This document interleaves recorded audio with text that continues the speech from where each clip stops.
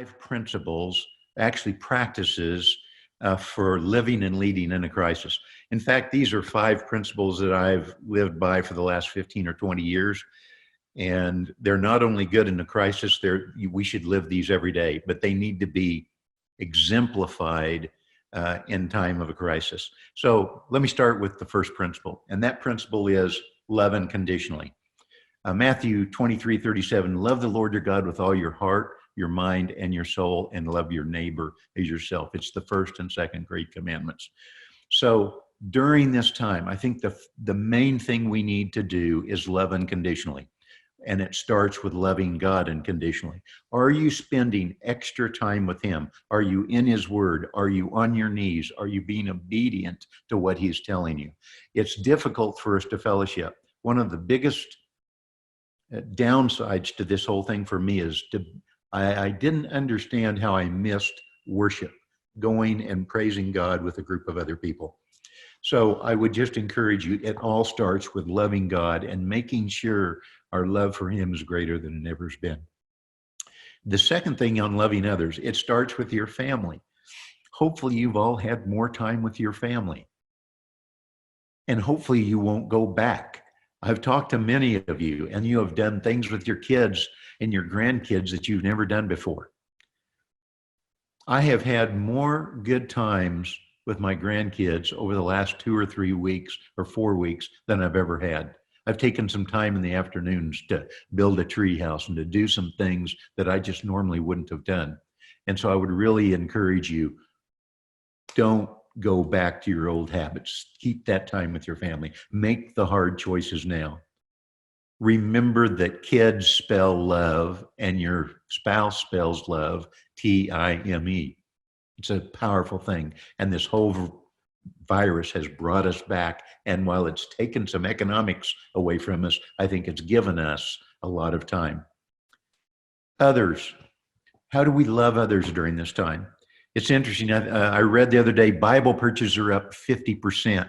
Google searches for Jesus and Christianity and those kinds of things are up 140%. We're seeing this in our business. Never have we seen the people in our business as open as they are today about scriptural things and spiritual things as they are today. We've offered small groups and we're seeing, I think normally we might have 15% of our people in small groups. We offered a month or so ago and we've got almost 50 people wanting to be in some kind of a small group study.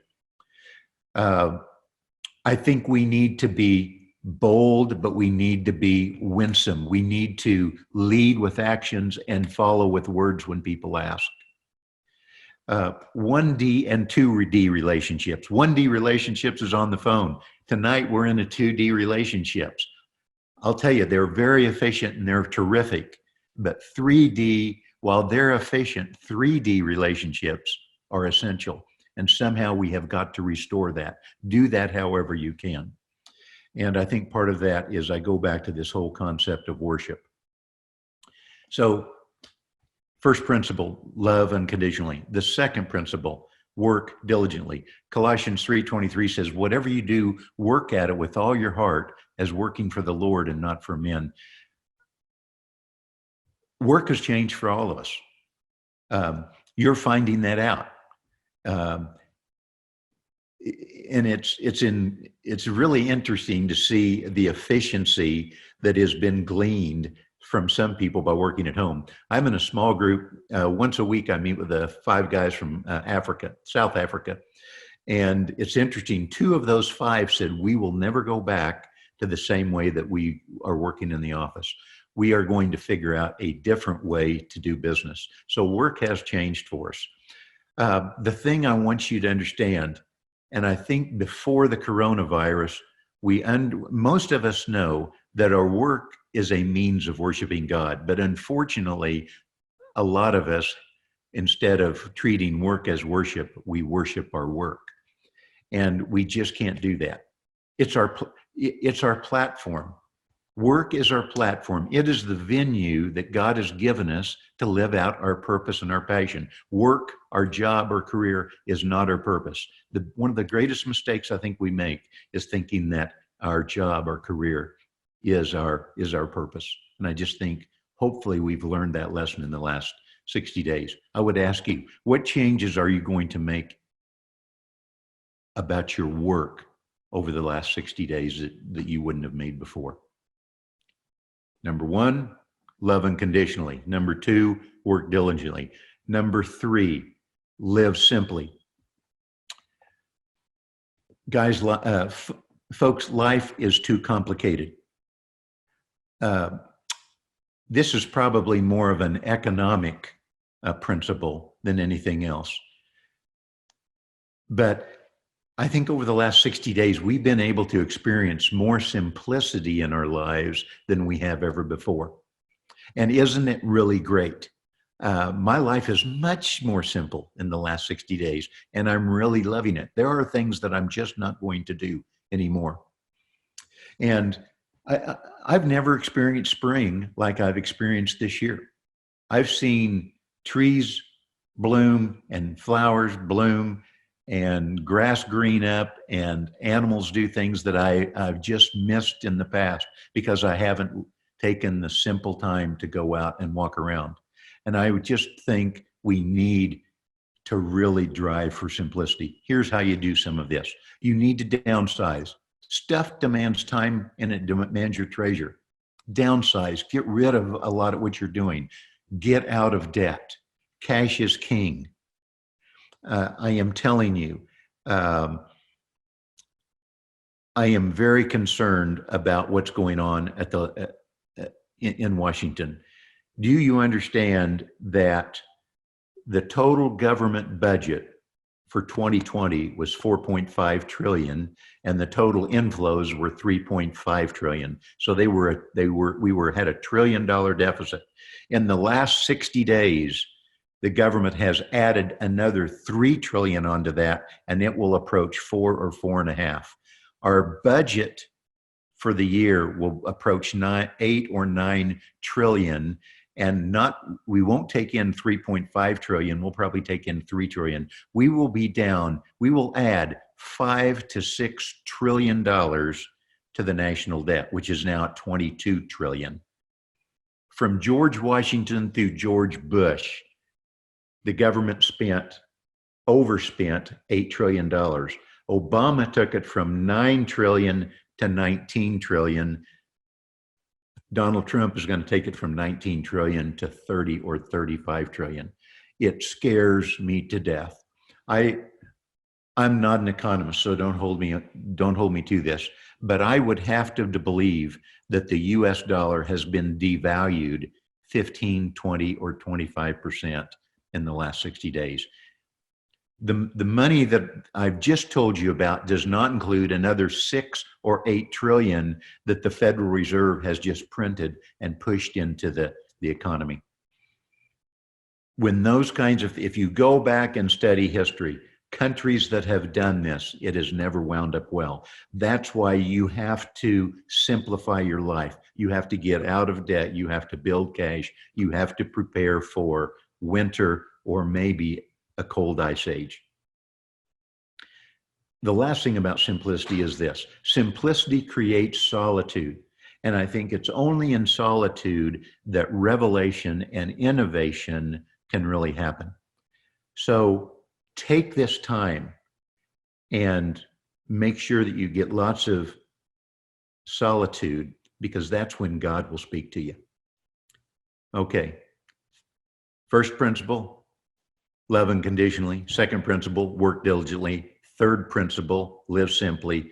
Fourth principle, risk wisely. I think this is a unique time for us. And while there are lots of ominous clouds on the horizon, through the other 5 recessions that I've been able to live through, I've always seen that these are the times when those who are prepared can make the greatest gains and take the most advantage. Let me ask you this. Are you repairing or are you preparing? If you've not been faithful financially or socially or spiritually, and these times hit, then you're taking this time to try to repair things.